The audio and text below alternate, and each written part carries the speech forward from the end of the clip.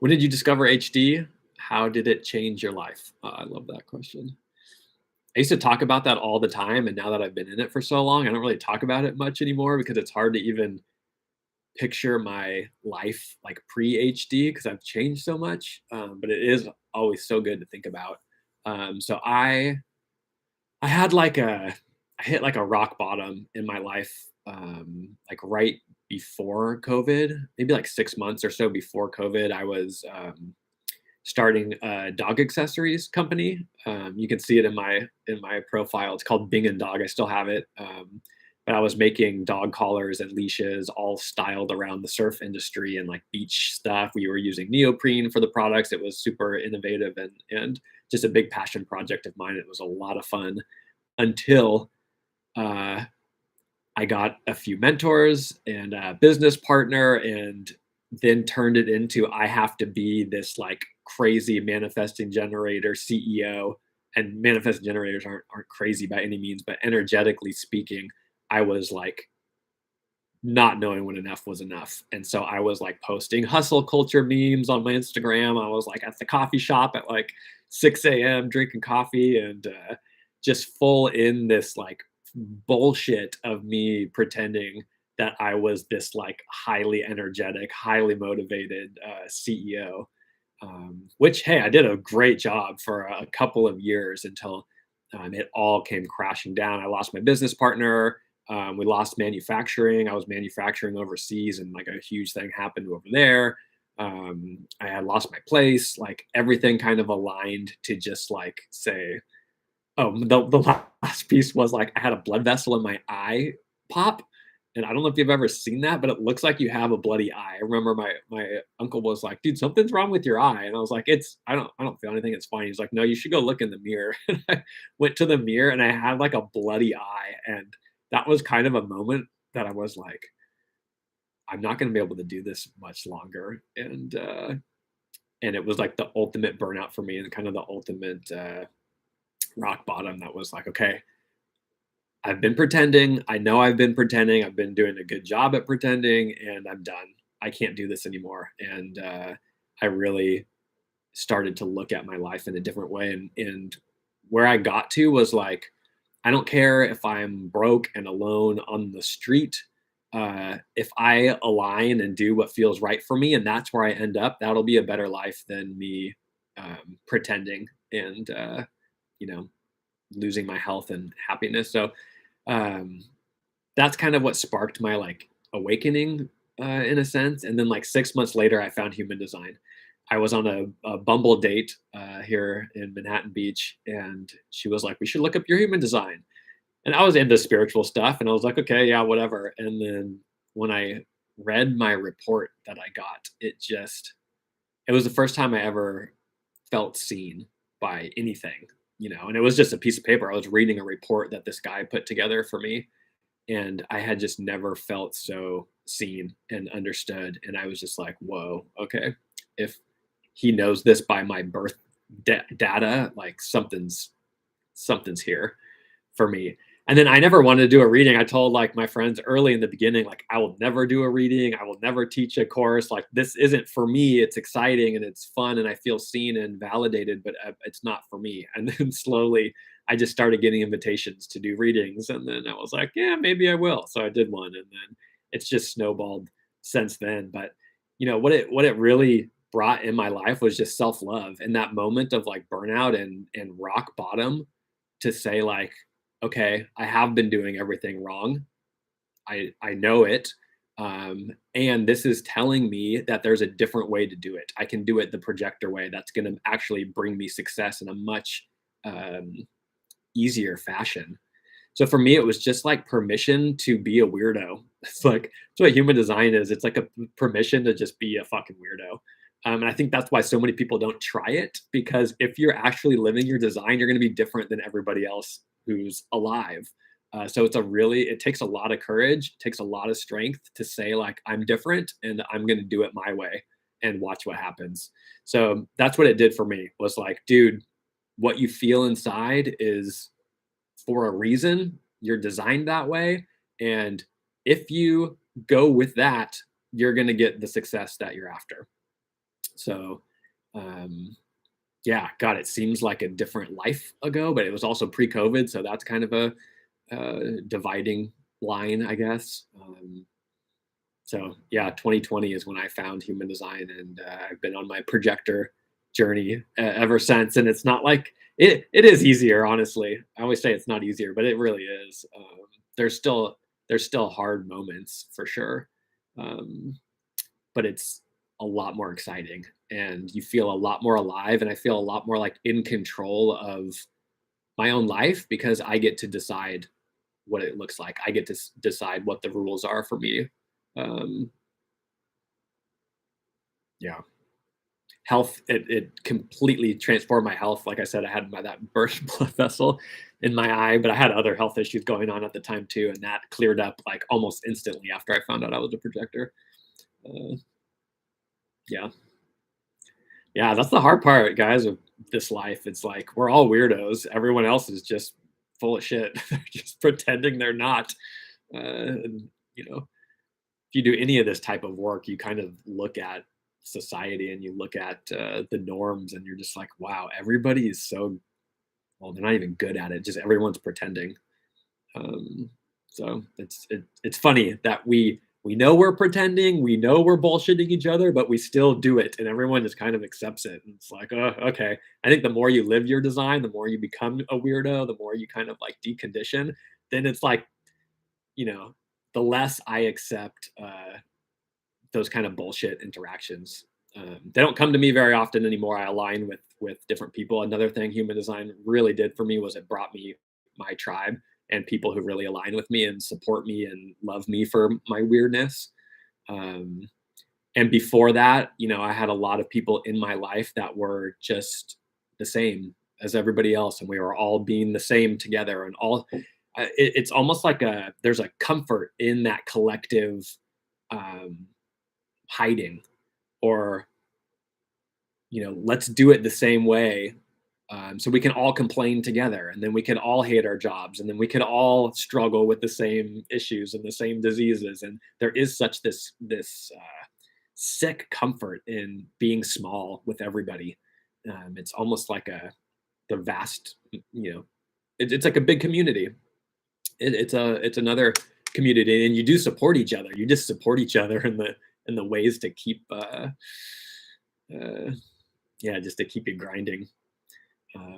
So that's, I think it's humanized is fucking scary. It's not easy, and there's so many reasons why. But I think the major reason is like if you do this, like you're get ready to get seen, and the people in your life who you have now, they may not like it. They may not like you setting boundaries. They may not like you standing up for yourself. They may not like um, you know the power that you found, or that not that you found, because I think we all feel it, but just your decision to be like, all right, enough's enough, I'm going to do it my way. Human design, we call it the um, well, pretty much we call it enlightened selfishness in a way, because it starts with you. It has to start with you. You can't blame anybody else. You can't be a victim in human design. It has to start with you, so you take full responsibility for your life. But then it's like, all right, look out, because the people pleasing that you've been doing, that's got to go. The cordialness, the avoiding truth and confrontation, like all that stuff, just kind of goes. So it can be very shocking, just in regards to relationships, when we first start out. So that's kind of the big thing that I saw for me. And one of the first things I did on Instagram was I made a post that I had been depressed most of my life. Which no one knew, because I was always smiling and always like a generally like happy looking guy. But I suffered with like deep depression. So I'm a 1-3. I don't give a shit. I'm an open book. I don't care what people think about me much. But I'm more willing to just like let it fly and let it out in public. So it was a very vulnerable post for me. Didn't feel like much, but the response I got was like, it was so emotional and so huge. Like people who reached out to me who I never connected with previously, um, who I'm still like best friends with today. It was like a huge shift in alignment with just the people in my life. And that's what conditions us, is the people around us. And the conversation I had yesterday with Sophia, the reflector, she was just kind of talking about how important it is to be reflecting the right people. If you're in the wrong community and you're reflecting the wrong people, your life's going to suck.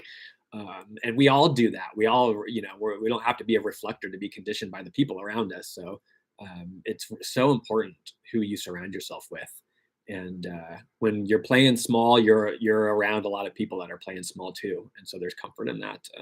So yeah, jumping into human design and jumping into any of this work, it's scary as hell because you're like taking a stand for yourself and your power, and there's so much unknown in that, and especially who the fuck's gonna come support me? Is anybody gonna be there for me? Or am I gonna be alone? And guaranteed you will not be alone. You're gonna find the people that are gonna come and support you, and it's going to be an exhilarating ride when you take that first step, when you take the leap. So that's human design for me every day. There's ups and downs, and um, every time I look around, I'm just like so happy and content and fulfilled with the relationships I have now, and just the friends and acquaintances and the people on Instagram, people I don't even know. I have deep conversations with, and it's just epic. And I'm like, man, if I did not align, if I never tried my human design experiment, I would not be having these conversations with you guys. We wouldn't be here right now. So I think that's one of the most fulfilling pieces of the puzzle when you start your experiment, is just watching who shows up for you. And we're not meant to be alone. It's funny because human design, you look at your chart, you start with yourself, but it's interesting because we're not meant to be alone. So there's always an interaction happening. And when there's an interaction happening, your design is influenced by that person. So it's important to know yourself, but then it's so important to go have the physical lived experience of what does this mean in my life. Um, I had I don't like to ask people for their charts anymore. When I meet them, I used to like instantly go to like, oh, what's your chart? What's your chart? Let's take a look. Let's take a look. And now I don't say anything. Now I just like am present with that person and see how it feels and see what the interaction is like, and just live your life, have a relationship. And then if it comes up, which it usually does, then like weeks later or however long later, we'll pull up the charts and take a look and see what did we feel, what didn't we feel, is this information resonating? And 100% of the time there are these like aha hilarious moments where I can take what I physically felt or physically experienced, and you can see it right in the chart. This is what was happening, and it's so cool to be able to like start to look at like, we're just designs and we're interacting in certain ways, and it's really cool to kind of to to look at it after the fact. A lot of people do that with the transits. Let me look at the transits and see what's happening, and then I can use that in a way to like live my life. It doesn't work like that. You live your life, and then in retrospect you go look at the transits and maybe see what was going on, and that can inspire you or just at least make you laugh. Because like most of the time I'm laughing, even if it's not good per se. You just have to laugh when you can see it. Um, so yeah, a lot of people forget to live their lives and get too focused on the information, and it becomes a very mental, disempowering lens rather than like go do what you want and then take a look. But if a dilemma comes up, then we can see how to help align. So yeah, it's the people for me. It really is the people that have come into my life to get to just talk. And, um, yeah, probably the number one. Thanks for that question. That was nice. I need to remind myself sometimes. It's easy when you're in this type of work to forget where you've come from, um, and to always be looking to improve and never really give yourself credit for like, oh my god, a year ago, where was I? Like, oh my gosh, like if you put yourself back in that place, we come so far. Uh, But when it's gradual, I think a lot of times we don't give ourselves enough credit. Okay, let's see. Hey there. Hey, Alexa. How is it to be a projector with a full ego, having this willpower, but no sacral to do it, plus waiting for the invitation?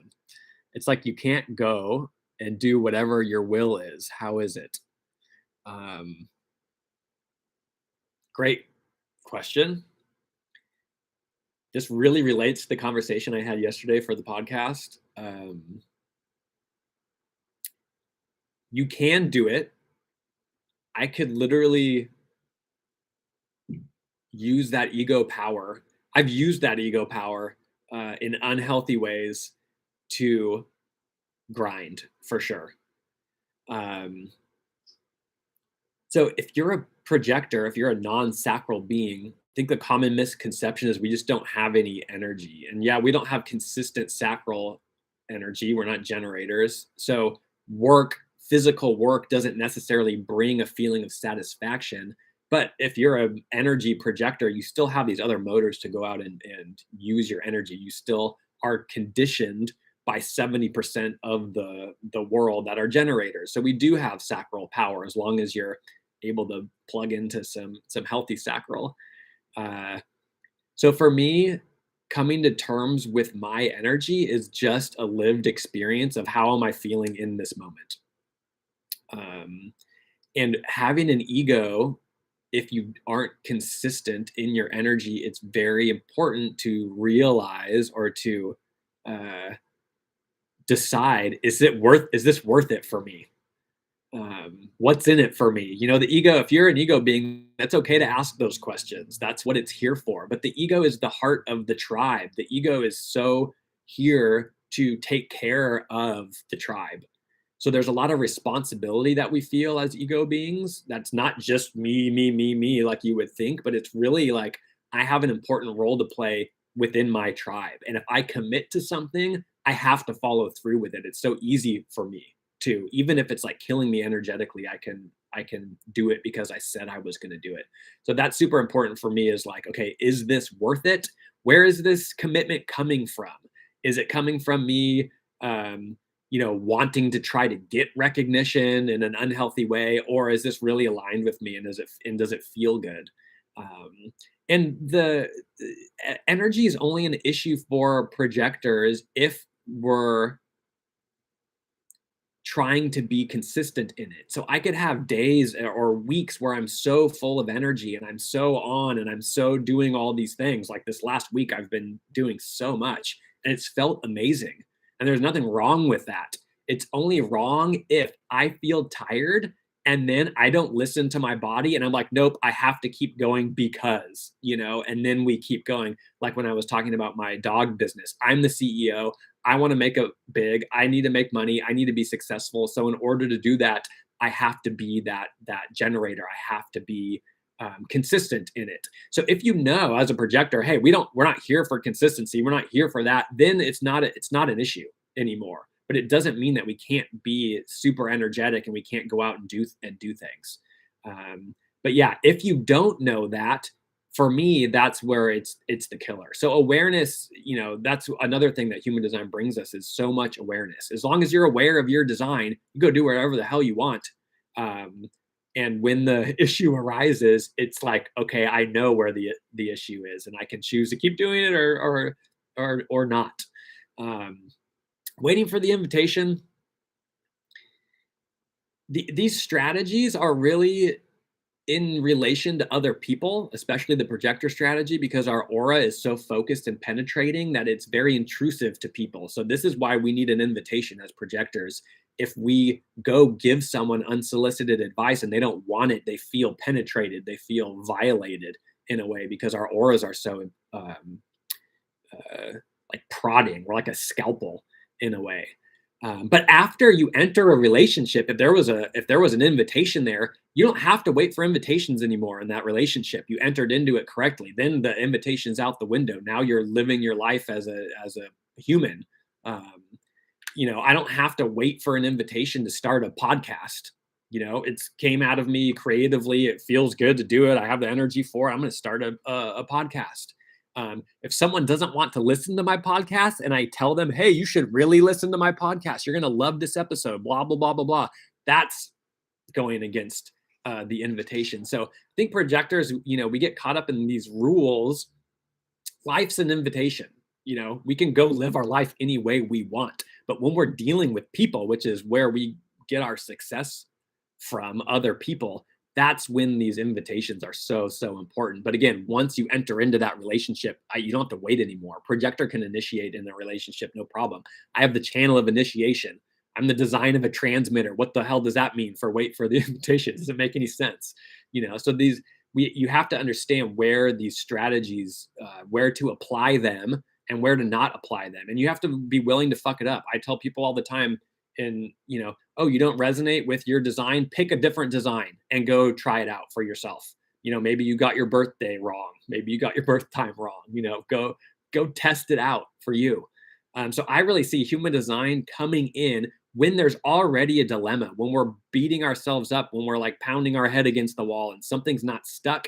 Then human design can come in and really help to show us where we're out of alignment and how to align.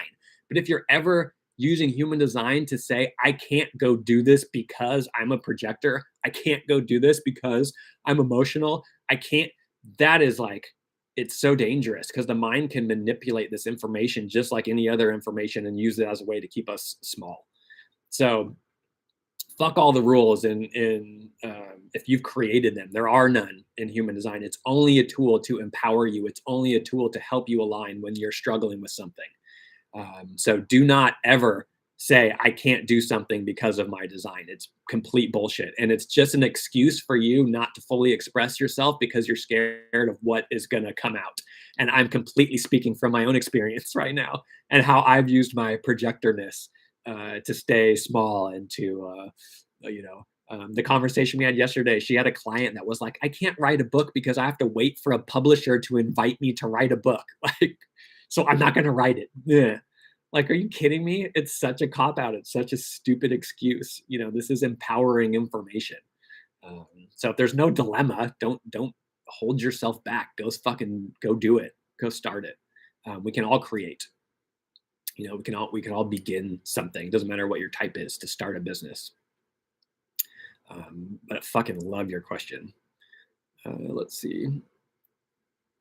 It's like you can't go and do whatever your will is. Yeah, yeah. I can, and I will. And I will get in trouble with it, and then I will say, you're an open sacral. Do you know when enough is enough? No, you haven't. Okay, you need to take a rest, dude. Chill out. You've been going too hard. And then I can check myself. But you got to go the other way. You got to swing it to the other way. Go out and fuck it up in an extraordinary way, and then you can use it to kind of tone yourself back or to tweak things that aren't working for you. Then it becomes super empowering, not the other way around where we're not going to do anything. And then maybe this is an invitation, or maybe I'm going to dip my toe over there. You're never going to reach your potential if you're using it as these rules. So I tell people, just like unleash what it is that you want to do. Because if you're passionate about it, if it's coming to you and you just love it, that's a sign that it's aligned. Everything we love, it's built into us for a reason. The body likes it because it's leading us down a path to fulfill our purpose. I love to surf. I love freediving now. Someone else loves to knit and scrapbook or play the guitar. Like, these aren't random things. Our passions are things that light us up.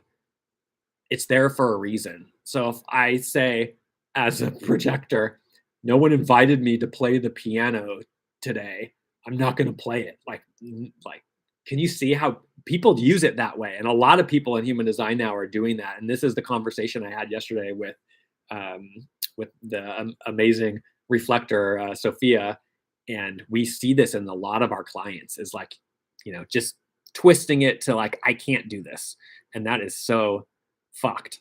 But it's easy to see how we do that, not just with human design, with everything. How can I use this to keep me small?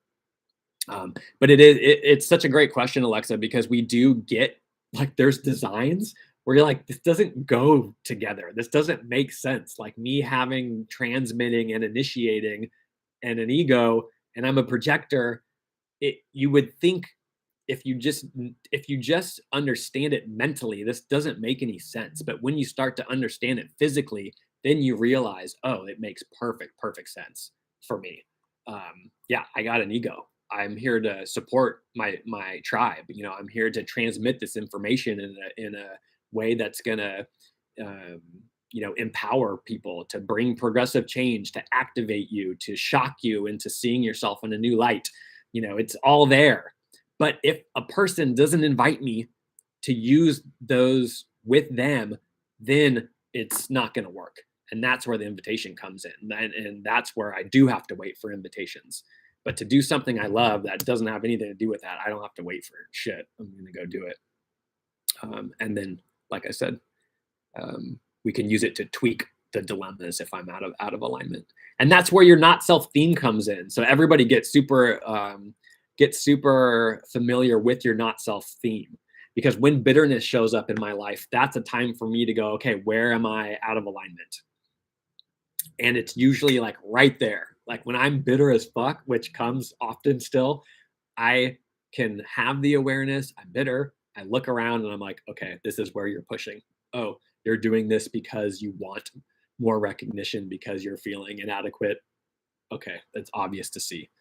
So, our not self themes, like fucking it up, is one of the most beneficial things we can do, because it takes our awareness back to our design, and then we can use human design to empower us and to kind of like cheat the system almost. It's incredible knowledge to be able to see how to align. So if you're a generator, this is frustration. If you're a manifester, it's anger.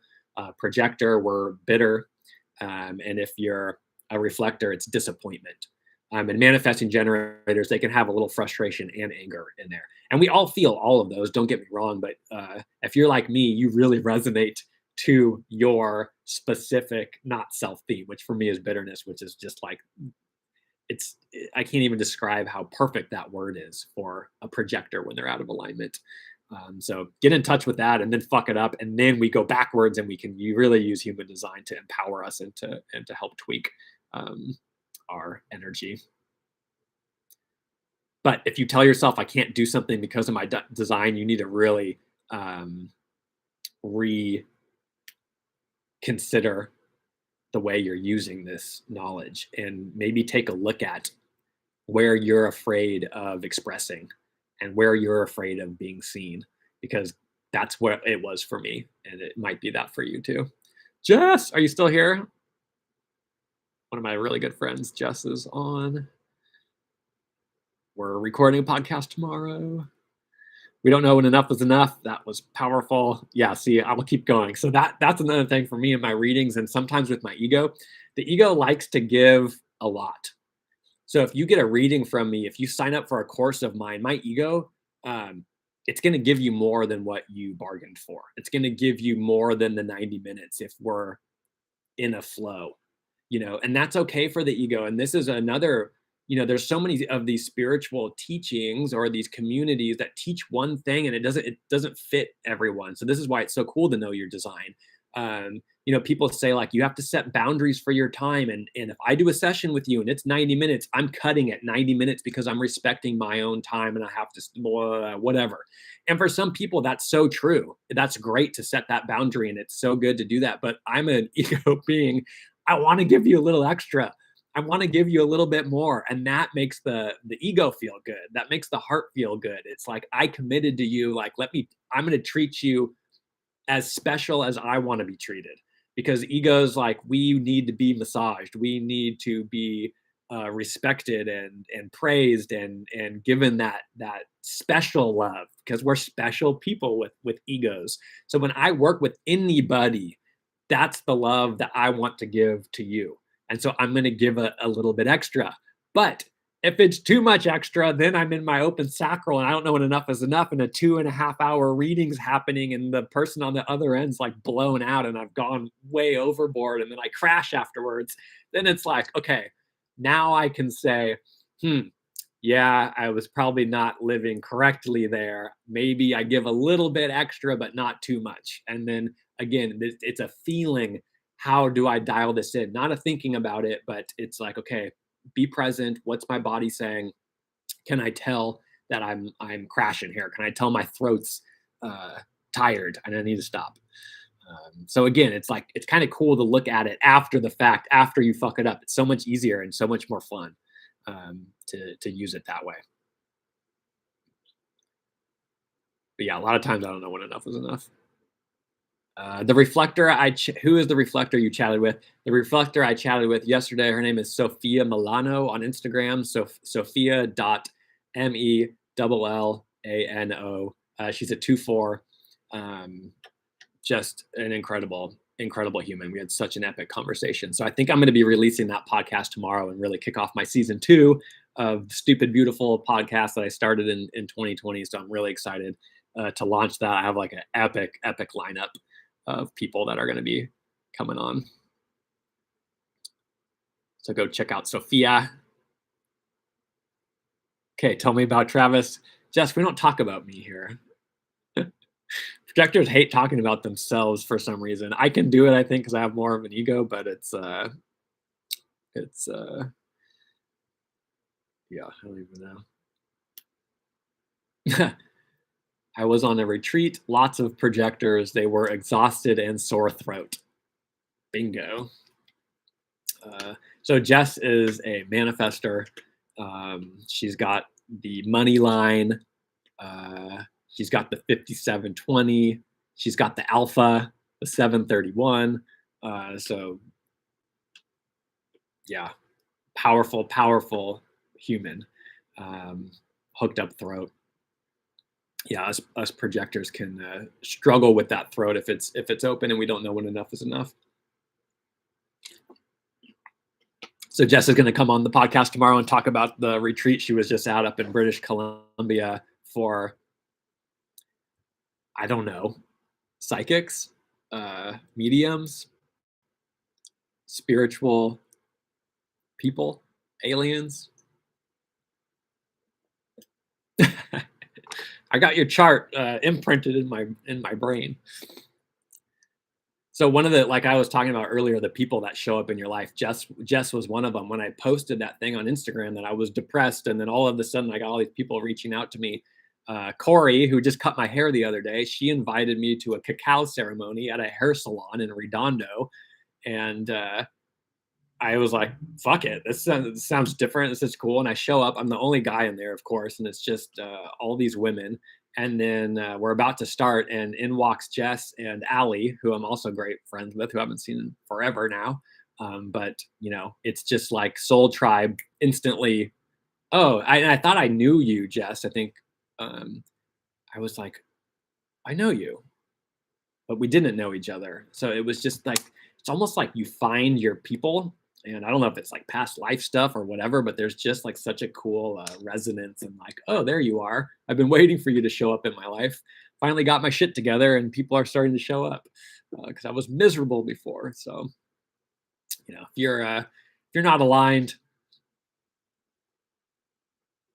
no one wants to hang out with a bitter projector. No one wants to hang out with a frustrated generator. No one wants help from a frustrated generator. That's a problem I see all the time. Generators are so conditioned to like, we need to sacrifice ourselves for other people. That's one of their biggest conditioning factors. And so, they want to help you. They want to give you all their energy for free, but they're so frustrated with their own lives because they're sacrificing that you're just like enveloped in this like wave of frustration, even if they're helping you. So that's the thing people don't really get is like, it does start with you because when you're aligned, your frequency is correct. And it feels so good to be around you. It's really interesting to see the more I align, the effect I have on people just by being with them. I didn't understand it. It took a lot of people reflecting back to me for me to understand what's happening, of like looking at my design and seeing I meant to activate people. I meant to like really inspire people to live more fully. The initiation channel is all about universal love. Which translates to love of yourself. So it is really cool to start to watch the interactions shift and to see like, ooh, this is just an energy thing. I'm the same person, but I'm more aligned and my energy is starting to do the work. I think when you're not aligned, when you're living like I was before, you try so hard and you spend so much energy and you don't get much in return. You get like little scraps back. So it feels like you're working so hard, but you're just not getting much. And when like the more I align, the more it feels like I just have to show up and let my aura and my energy do the work, and I get so much in return, and it doesn't feel like I'm doing much. It just feels like I'm letting my aura go to work for me. Um, and it's so easy because that's who we are. It just flows out of us naturally. So it's like, yeah, let your, this is like learning how to let your natural energy do the talking. And you get to kind of just sit back and watch how fucking amazing you are. It's really cool. Ew, frustrated generators. I live with three, and when they are frustrated, I have to get the heck out of there. Yeah. Yeah. Well, what's worse, a frustrated generator? I will take any day of the week over a bitter projector because projectors will infect you and inject the bitterness into one person at a time and make it seem like you are the reason for the bitterness of the world. Projectors, we are so good at like just like, I can just like cut you so deep with my aura and with my bitterness. The generator is just like a frustrated balloon floating around. Uh, and yeah, you can kind of like bounce off and get the hell out of there. That's for sure. Manifestor anger. That one, most people I think are smart enough to get the fuck away or don't provoke that. Um, that's a scary one if you're on the other end of that. But it's yeah, not self themes are so funny. I'm sure they say thing exactly. I'm sure they say the same thing about me when I'm bitter. Yes. Oh, the bitterness. Bitterness is the worst. They it's like generators when they're frustrated. It's so obvious they're frustrated. They're like, I'm frustrated. I'm frustrated. And projectors, we get bitter and we just like internalize it if no one's there to like spew it on. And then it just like eats us alive from the inside. And then we just get so resentful and like, I don't belong in this world. No one understands me. Ah! And it's just like a heavy weight walking around, just like looking at people like, ugh, you know. So projectors, I think we're you would. But the other thing is, we could show up and you won't even know if we don't look at you. You don't know we're bitter. We're kind of like flying under the radar in our misery. Where generators are so like it's obvious that they're frustrated.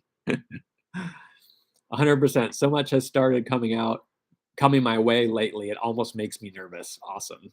Yeah. If you're nervous that you're in alignment, you're on the right track because it's probably the scariest thing to do in this life is to actually be aligned and to actually say, I'm a weirdo. I'm going to step into my power. I'm going to do something that's different than everybody. I'm going to speak. Whew, it's scary. So yeah, you're going to be nervous. It takes a lot of courage to do this stuff here. According to a Reddit thread, oh, this is going to be good. According to a Reddit thread, bitter projectors are the absolute fucking worst. Sure. Very humbling to know. Yeah, yeah. You know, the grass is always greener and browner on the other side, I guess. So we all have our things, but yeah, oosh, bitter projectors. I can talk shit because I've contributed to that energy. All right, let's see. Chewy Banana Buns says, ha ha ha ha, true. I'm a 5-1 generator, and whenever I feel blue or frustrated, I really sent chats full of rants to my projector aunt. Yeah, yeah. You're very good at externalizing that frustration, and your projector aunt will probably just take it all and say, hey, let me help you. Because this is another issue we have in our not self is like projectors. We want to fix everybody. So if we have people who are out of alignment, we're like, oh, thank God someone's fucking up. Now I could be of service. So we can get in real trouble as projectors not having boundaries because we're just looking for people who are fucked up so we can feel like we're worth something. All right. Jess says, my anger is fire emoji, LOL. I can imagine. I don't think I've seen your anger. And I think manifestors are pretty good at like, well, actually, I don't know when that comes up. I would like to see it. I can get you have the manifestor vibe, so there's no doubt in my mind that your anger is fucking fire because everything you do is fire. Uh, but I would like to experience that one day on the sidelines. All right, Monique. It's like mental warfare, bitterness. 1-4 splenic projector here. Yeah, yeah. We can be very manipulative. It's your fault. Being bitter is the worst. Bitterness is a projector cancer. I like that because I really feel that well, I'll speak for myself. All of my health issues, which was like years and years and years of gut issues, skin stuff, weird autoimmune things that no one could figure out, it's gone since I started living my design. I'm not kidding you guys, like a week and a half, 2 weeks after, like there was gut issues I had that I was seeing every doctor. I was trying every diet. I was like eliminating everything, like didn't know what the fuck was wrong for years and years and years. And it was gone. And I'm like 100% convinced that it was me stressed out because I was pretending to try to be something I wasn't and taxing all of my open centers. My whole body was taking a huge, massive hit because I didn't know how to relax. I never took a fucking nap because I felt so guilty. Got to be consistent. Yes, I think all us projectors are moving more towards alignment for 2027. I think everybody is. 2027, this giant shift is coming. You can see it all over the place.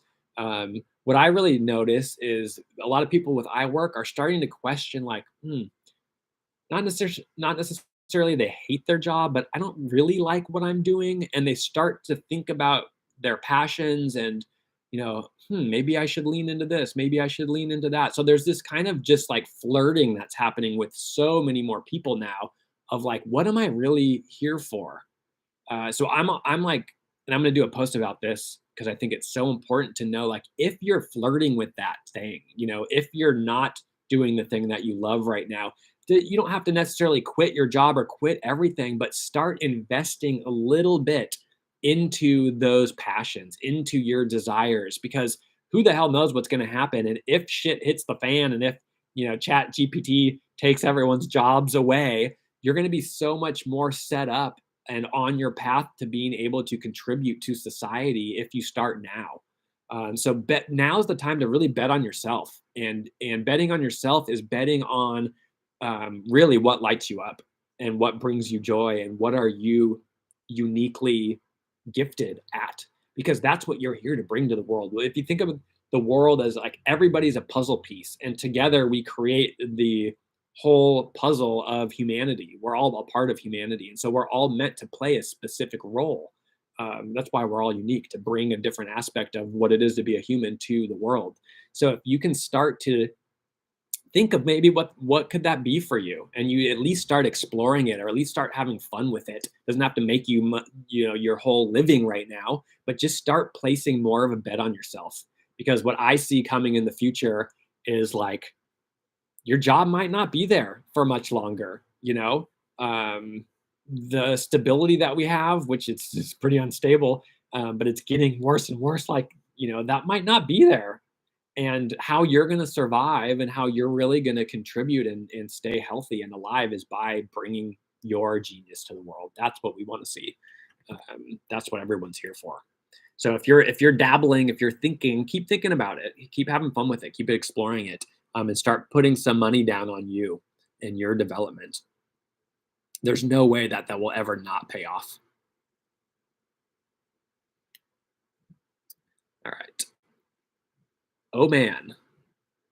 With only the 3955, the bitter mood don't belong in the world energy is strong. Alignment actually feels easy because it's just being present to me, but it's always going to be an experience. Yeah.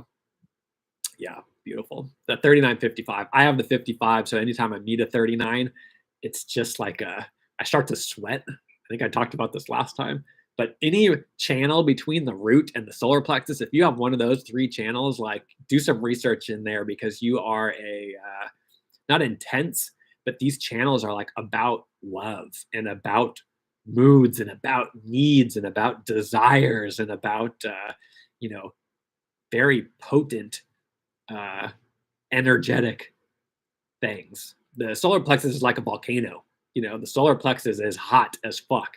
Um, so the 3955, this is a design of like, hey, if you're not in the mood, don't go out because you are going to provoke that bad mood in everybody that you meet. If you're in a good mood, everybody wants to be around you because you provoke the spirit, the healthy spirit in other people. So those channels are so fascinating and they're very, very powerful channels. So the fact that you only have the 3955 is so cool. That's your aspect that you get to bring to humanity. So what does that mean for you? Same skin stuff, chronic allergies, sneezing for 16 hours straight, and excruciating migraines. Yeah. I haven't really talked publicly much about my health issues because I don't know. I'm honestly just kind of scared. It sounds like bullshit to me still when I say it because I forget how much excruciating pain I was in with all those issues. I couldn't sleep. I'd be up at 2 in the morning, like doing jumping jacks in my living room because my acid reflux was so bad and I didn't know how to get it under control and medication wasn't working. Like I was at a point where I'm like, I can't live like this much longer. My body was in so much physical pain. Um, so if you can think of like, and it just sounds cliche to me. Like I hate even saying this shit because like back then I would have punched someone if they said this to me. Like fuck you, dude. Like I'm in pain and you're telling me it's all these like alignment issues. Like fuck off. But being on the other side, it's funny because now I'm the guy who wants to say that. I'm like, I'm so convinced that it's just stress that you're putting on yourself, trying to pretend, trying to hide. Okay. Steph says, but may I ask, throughout your journey to be more aligned with your type, authority, and self, how did you commit and just surrender to the process? I love your vibe so much, by the way. Thank you for sharing. Thank you very much. Um, how did I commit and surrender to the process? Well, I kind of told you at the beginning of this that I hit a burnout. I hit a rock bottom. Uh, and I felt like I was in so much physical pain that I couldn't keep going. And I didn't have much to lose.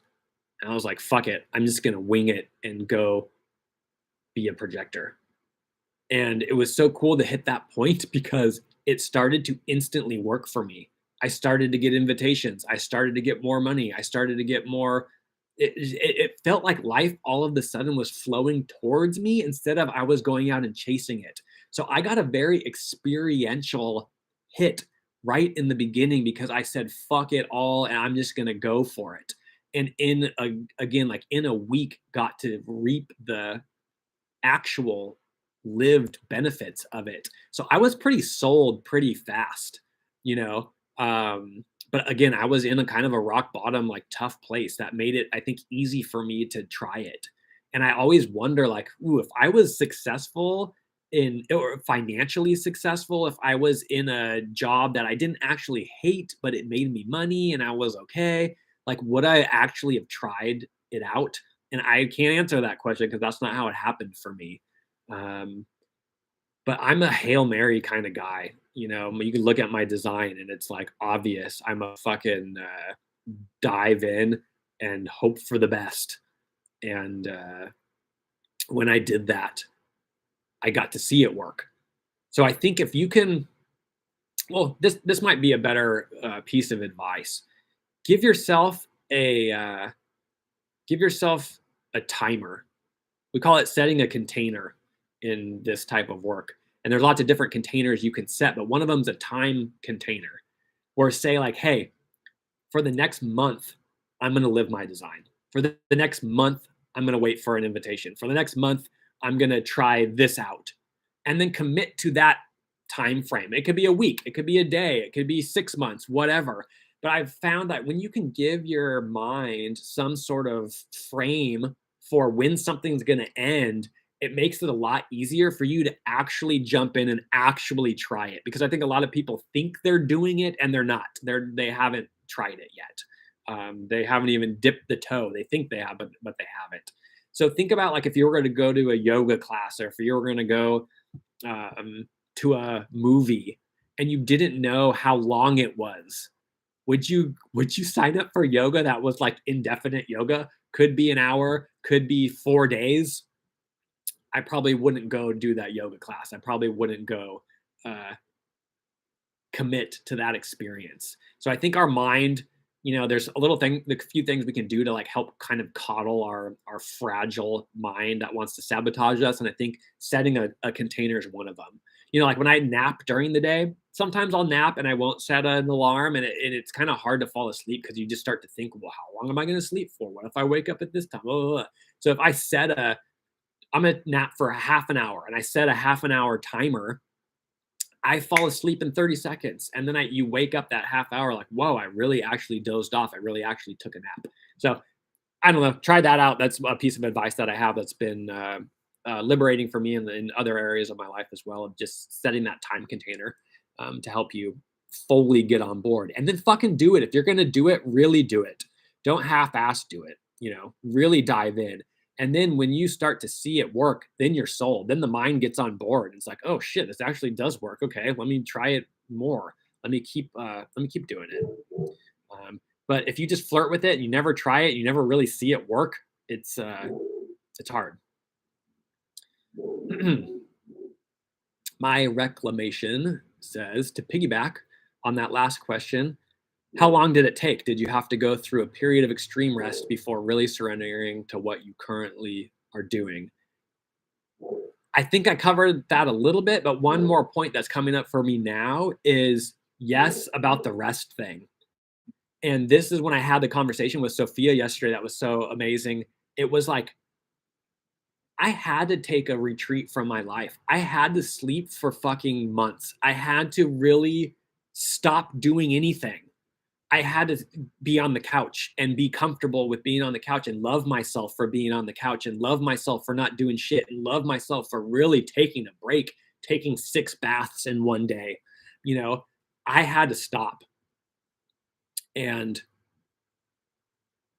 so much healing was in that period for me of not doing anything at all. And that's what I needed. But now that I've been 3 years or a little more than that into my experiment, now I'm starting to see maybe I'm feeling rested. I feel good. My body's healing, obviously. Now it might be time for me to start doing a little bit more. Now I don't need that rest period. I don't need 3 naps a day, where before I really did.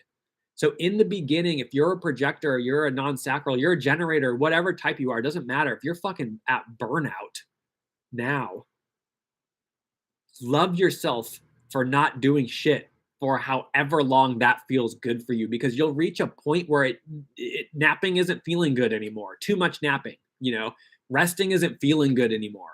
So this is where you really have to be present with your physical body, because human design says the body is the life. So really tapping into your body through whatever embodiment practices that you do is so important, to start to really just feel it. I don't want to nap today. Oh, but I've napped. So I've napped every day for the last whatever. It doesn't matter. Now it's time for me to start doing more. So be able to adapt to energetic swings, because we're all going through transits and collective whatevers. But yes, in the beginning, I did need a shit ton of rest, a lot of things. And the key point here is, are you really loving yourself when you're resting? Are you really loving yourself when you're not doing shit? Or do you still feel guilty about it? Because I used to try to nap before HD and I would mentally beat myself up for napping. So I wasn't really resting. It was actually like more stressful to sit down than it was for me to pretend to be productive. So the key in your rest, the key in this downtime for you, is you have to love yourself for doing nothing. And that can be really, really hard, but you can get there, because I got there, and it's amazing when you get there, because then you actually start to recharge. You actually start to heal your body. Great. Fucking love your questions, you guys. These are awesome. Sophia is here, I think. If she's still here, welcome. Sophia says, ha ha ha ha, I feel you with the cliche. Yeah. It's so funny being like I didn't start out as a spiritual person. I started out as a very bitter, very depressed, very, I'm so skeptical. My design is so skeptical. I don't believe anything anyone says me until I kind of test it out. Sometimes I give people the benefit of the doubt, but I still test it. So it's so weird going from like that place to like all of a sudden I'm like, who the fuck am I? Like I'm saying these cliches now. It's still weird. It's still weird to say these things, but I feel them. You're welcome. So what is the first thing you suggest to do? A reading, a class, a YouTube spiral? You're a projector, right? I think. To try to really love your design for a month correctly. I don't know. You got to know what feels good for you. Do it all. Sophia says, go for it, you guys. All caps. Yeah, just go for it. I would say, like, number one, know that you're going to fuck it up and love that. And just like Sophia says, like, you just got to go for it. So if you want to do all of those things, go freaking do it. And again, you'll start to know what's calling you and what feels good for you. I dove into, so I found human design through Jenna Zoe on Instagram, who I don't really align with now after finding Raw and finding the IHDS and taking more in-depth courses from source material. But that's how I came into it. And then I just started to follow the breadcrumbs of what was lighting me up. So if you're doing anything you're doing and you're excited about, and it's giving you energy and it's lighting you up and it feels good, follow that. But the second that you start getting bitter or it starts feeling like a chore or it starts feeling disempowering, then maybe I'm not on the right path anymore. Right, let me try something different. So just follow what feels right for you. I can't, we all have such different paths, and some people resonate more with other modalities than people do. Flirting is also amazing. I think me and Sophia both have the 19. I'm a huge flirt. I think we flirted on the podcast yesterday. A journey back into yourself. Yeah.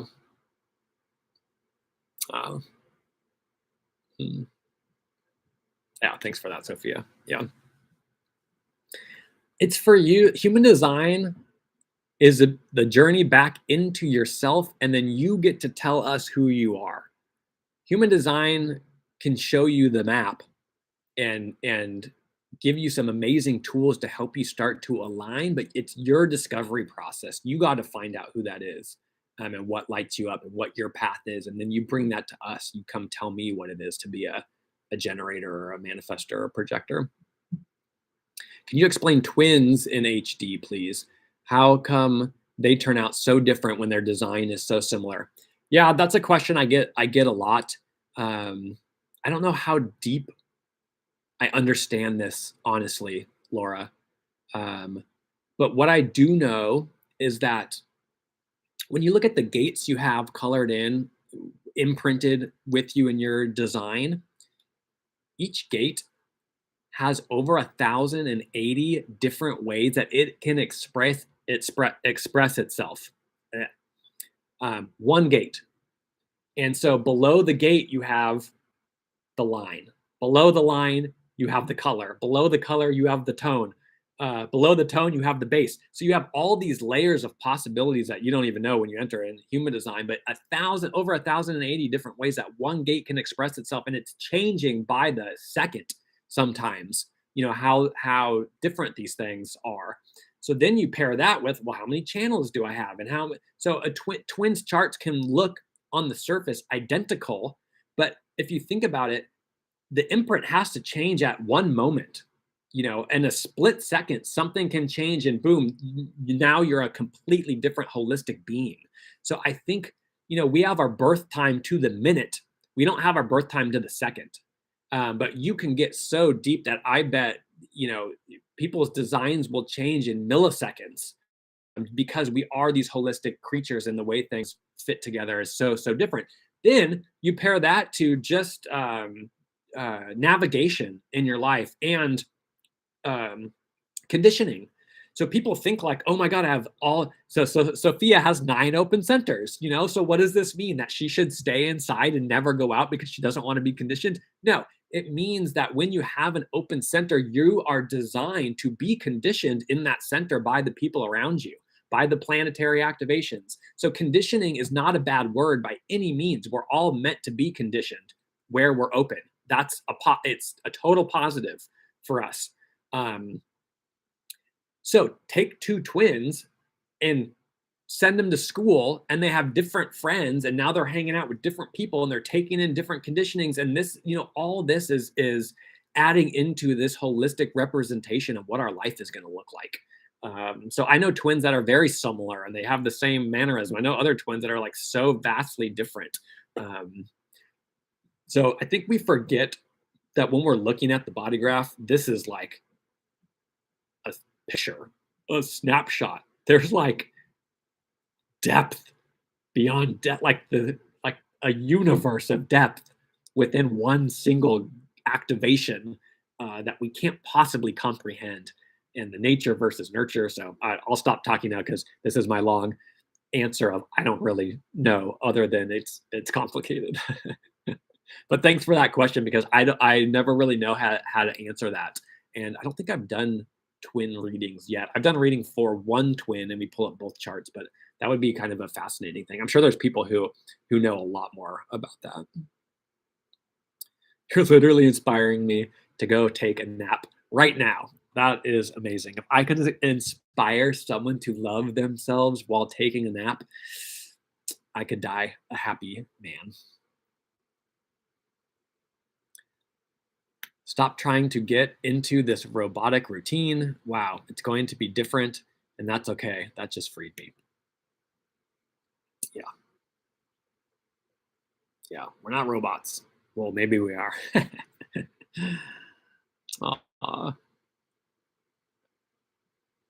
Where do you find source material to learn from? So when I did all my deep dives and my courses and workshops, and I went with the International Human Design School, I think they provide the most in-depth, accurate source information that you can get your hands on. The best teachers. I'm a 1-3, so I'm very much, I have to have the core. I have to have the best possible information, the closest to the source I can get. Because why not? If you met the person that had the astrology revelation, would you want to learn from them if they were still around, or would you want to learn from someone else like way down the line? For me, it's a no-brainer. And listening to Ra, it just hits you in a different way. His frequency is so fascinating. You can tell it transforms you, just the words and the frequency. So I highly recommend the International Human Design School. Some people have issues with it. I have some issues with some of the stuff, but hey, not everyone's perfect. But you will get the best education through teachers in that school, for sure. You can find some of Ra's stuff on Jovian Archive. I spent a lot of money on Jovian Archive when I first got into human design. They have amazing talks and workshops and audios and videos that you can go download from jovianarchive.com. And if you're a projector, you get a 20% discount, which I love.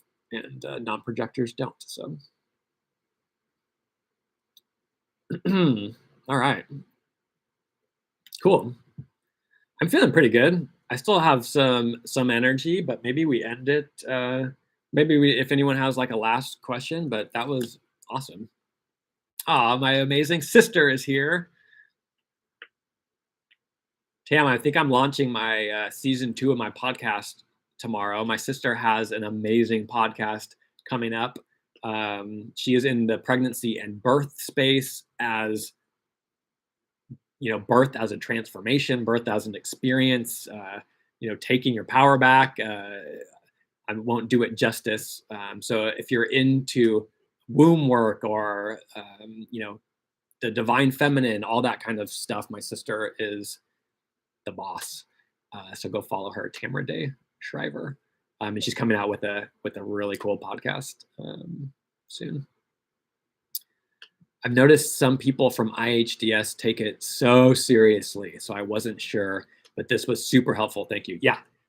Don't let serious people turn you off. You guys, trust in yourself, whatever that inner authority is for you. If you have a spark, go for it. There's always going to be, someone said yesterday, this will stick with me forever. And I just love it. They're like, human design is not the problem. Humans are the problem. And to me, it's more funny. But if you think about like any beautiful information that comes into the world, any beautiful anything, humans can take it and just like turn it to absolute shit and absolute misery and absolute like disempowering, arguing, competing. Like it's so funny how we're able to do that anywhere. So just like if you can be solid within yourself and just really follow what that inner guidance is in you, then forget about how everybody else makes it, but this is like, okay, I got to release this podcast tomorrow. Sophia, it's like this whole thread, this whole live has been like aligned with what we talked about. And we see so many people in human design, just using it in a heavy way. It's supposed to be fun. It's supposed to be fun. And I'm telling you, my reclamation, like, if you get the right teacher, you're going to be mind blown. And I'll give another plug to John and Amy at Human Design Collective. This is where I took most of my initial human design courses. And then I did my LYD guide training with Alok, who is another fascinating, fun, engaging man. They're so amazing. So find the person that resonates with you, because no matter what information you get, if you vibe with that person, that's everything. So John and Amy for me at Human Design Collective are just fucking awesome people, and same with Alok. I don't know how to. He's like an OG. Alok was like Ra's first business partner, so learning from him feels very special too, very deep. Shit, what is his website? myownauthority.com, I think. My Own Authority. I think he's on Instagram as Alok Anand Diaz. I'd spell it if I could. ALOKANAND DIAZ, I think. So those were my teachers. Sophia has an HD training available. Tons of fun. You guys, this woman is freaking amazing. And she's a reflector. Like I said, I didn't get to spend much time with reflectors, but the amount of wisdom that was like flowing out of her in our conversation yesterday was so inspiring to me, because I know what it is to be a generator, and I know what it feels like to be the manifester, because I can absorb that and amplify it, but I can never understand what it feels like to be a reflector. So it was so cool to get to spend that time with her. So check out her offerings too. I'm sure she'll vibe with a lot of you guys too. It's actually ALOK. ALOK. I'll put John and Amy, and I'll put Alok's handles in my notes for this. Oh, and I forgot to say, I also have a Living Your Design workshop that dives into all of the basics of human design. We go through all the centers, the strategies, the types, the different authorities, the auras. And I'm not exactly sure. I was going to start that in May, but it doesn't look like it's going to happen because I'm having to find a new place to live. So that will be coming up in June, but I always forget. I offer these things too, you guys. Feels like conditioning hasn't been good for me. Let's see. Can you talk a bit more about conditioning and why you think it's not always a bad thing? I have 7 undefined centers, and getting rid of so much conditioning these last few years feels like conditioning hasn't been good for me. It's not necessarily good or bad. I have 6 open centers. Sophia has 9 open centers. So conditioning really is, if you're not aware of your type and your design and what's you and what necessarily isn't you, then we take the conditioning in like we're missing something and we're trying to fix ourselves. So this is why we become obsessed with those open centers and we start to live our conditioning instead of living who we are. And that's when we get really out of alignment. That's when we have health issues, all kinds of shit. So when you're taking the conditioning in and trying to be it and trying to use it as your own and trying to control it, then it becomes extremely difficult and extremely detrimental to your being. When you start to align at, so think about the sacral center. The sacral center is the life force of the planet. Or these are generators. It is reproduction, uh, you know, our sexuality, building things, caring for our offspring. It's the flow between extremes and patterns. It's everything. With there was no sacral, we would be dead. So if you're a projector or a manifester or a reflector and you aren't conditioned by sacral energy, you don't exist really. Um, so where you're open, where we're able to be conditioned, this is our greatest source of wisdom because we get to experience all of the types of generators that are out there. I have an open solar plexus. I get to experience all the types of emotion that are out there. If I'm running away from my emotions and I don't want to go there because I'm scared, then that conditioning can feel like a really bad thing. But if I understand who I am and where I'm open and how to deal with it in a healthy way, oh my God, it's the sexiest thing ever getting next to an emotional being. If you're open emotionally, this is the pleasure and pain principle. This is our sexuality. This is joy and desire and passion and romance and marriage and support. Like there's so much beauty in the solar plexus. And if I never got that, fuck, life would be so boring. Might be comfortable for me, but fuck, it would be so boring. So this is when you can start to see, okay, I don't live my conditioning, but I can experience it and learn from it. And if I'm attracting the right people in my life, oof, I'm gonna get the good sacral energy. I'm gonna get the good drug. I'm gonna get the good emotion and not the poison. If the person next to you is super unhealthy, you don't know what the hell they're doing, they're not happy with their life, they're fill in the blank, and they're in a bad mood.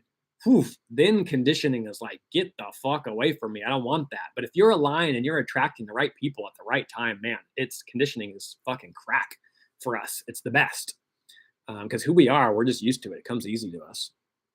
So I hope that answered your question. Yeah, I was so conditioned in a detrimental way. So I letting it out, clearing it out, discovering who you are first of all, and where you're open and where you're vulnerable, and then setting the boundaries, allowing the right people to come into your life. Then you get conditioned by amazing people.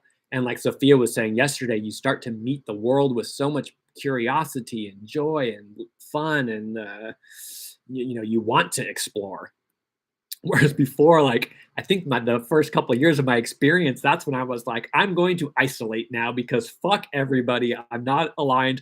I don't want any of these people in my life anymore. Like I'm just gonna hermit and clear these centers out and start to feel like, what do I feel like? Who is Travis? What does it feel like to be me? This feels good. Now I can re-engage with the world and I can know when is it time for me to be conditioned and when is it time for me not to be conditioned. So that's a huge um, awareness.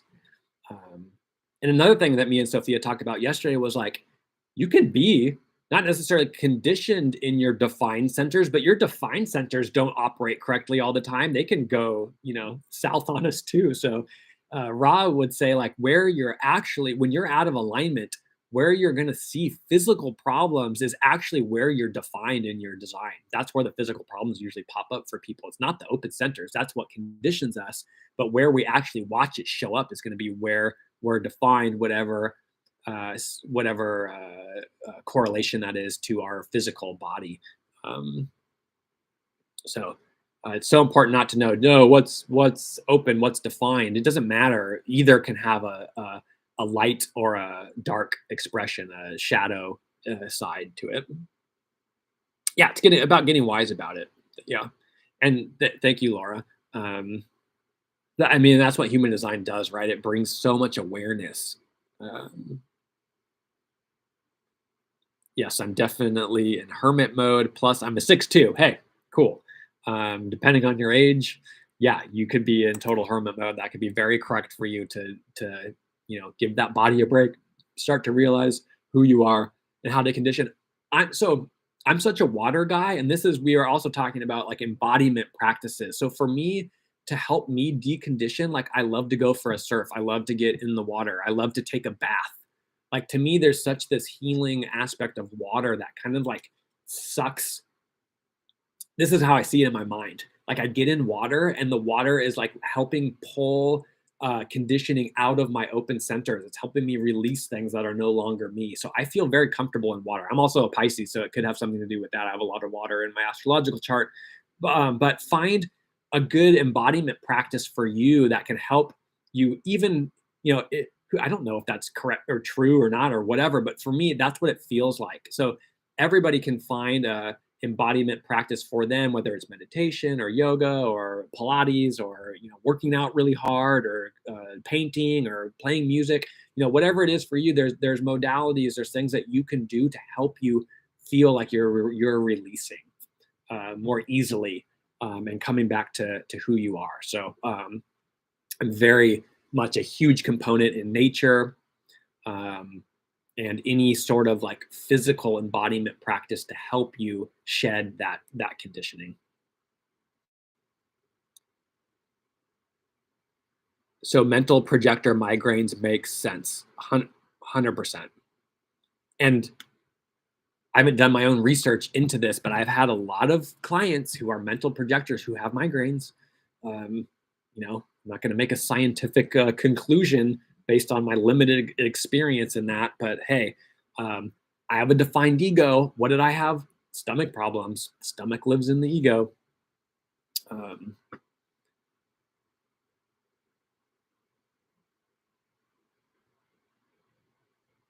Thinking/opinion. Okay.